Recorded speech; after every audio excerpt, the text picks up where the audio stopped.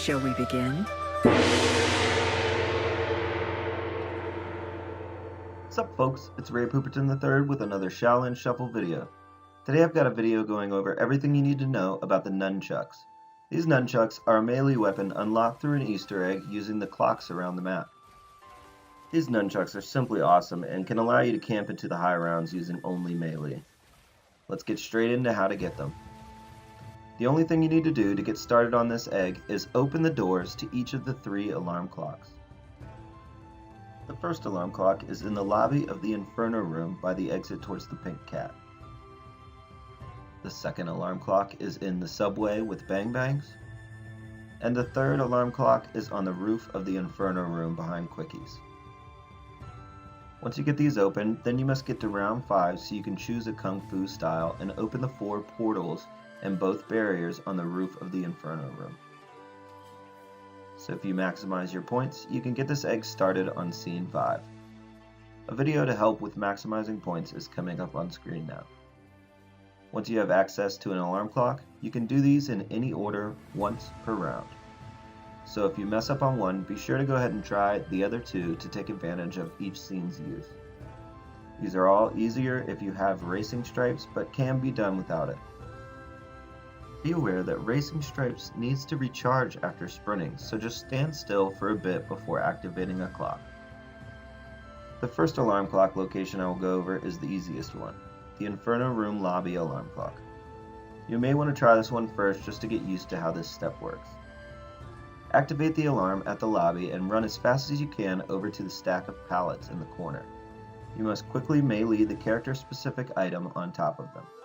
If the melee is successful, the item will disappear in a burst and a sound will play. Then immediately run into the portal to Racing Stripes. Veer left, doing a 180 to melee the same character-specific item on the stack of wood against the railing. If done correctly, the second item will disappear as well, the time animation on the screen will vanish, and Willard Wyler will start giving some backstory to the character. The next location I will go over is down into the subway with Bang Bangs. The clock is in a pile of boxes on a cloth. Activate the clock and run through the portal, continuing off the ledge towards bomb stoppers. Under the stairs is a dumpster with a script on the lid. Melee the script and time will reverse. As soon as you are rewound all the way back to the clock, turn around and hop the tracks. Right in front of Bang Bangs is another script. Melee that and this clock is done. The last clock is on the roof of the Inferno Disco.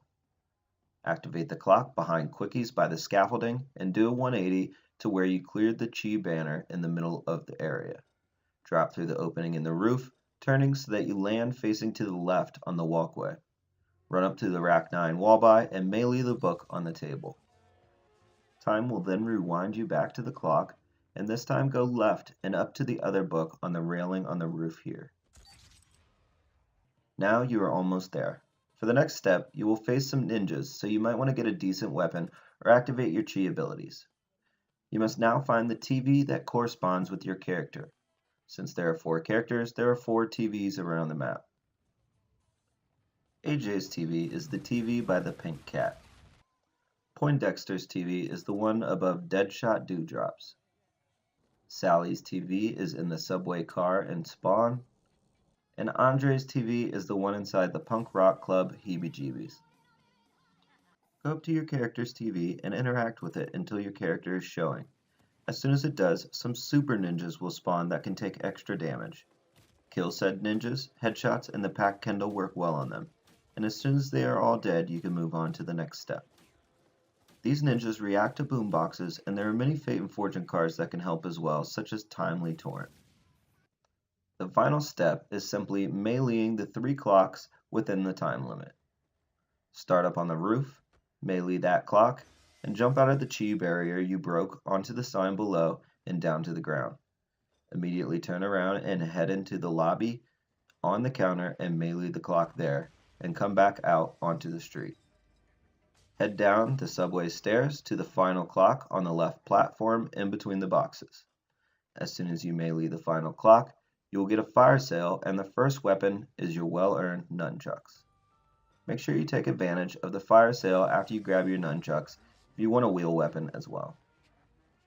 There's an achievement or trophy for doing this Easter egg with all the main characters, and a permanent reward for doing it once with any character and then beating the main Easter egg. If you then play as Pam after beating both eggs, the nunchucks will be in the mystery wheel as a random weapon. The nunchucks are a great melee weapon even without Pack-a-Punch. The animation is quick, allowing you to melee very quickly. The unpack-a-punch nunchucks are a one-hit kill until round 22.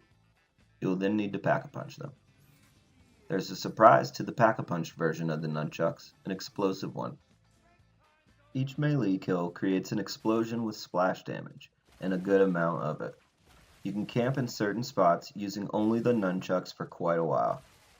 My favorite of these spots is up on the ledge of the sign you use to drop down from the alarm clock on the roof. You can easily just stand up here and melee until it stops being a one-hit kill. To avoid lunging off the ledge, just hold backwards and wait until they are farther on the sign to hit them. This is a great strategy to rack you up a ton of points for higher rounds with 130 points per kill. At scene 27, the single pack nunchucks become a two-hit kill. When you double pack them, the blast gets way larger and it's a one-hit kill for another 6 rounds. There's also a ring charm effect from the purple mist that restores health. This mist also seems to speed up melee animation quite a bit, allowing you to swing this bad boy like a true kung fu master. At round 34, the blast is not quite powerful enough to kill the one next to them every time. And finally, at round 35, it becomes a two-hit kill, which in my experience is not a problem with the speed of the melee and the ring charm effect that it gives you. I've stayed in this spot using only the nunchucks until past round 50. And that's all there is to it for this video. I hope this guide helped. Stay tuned for more Shaolin Shuffle videos. Subs and likes are appreciated. Peace!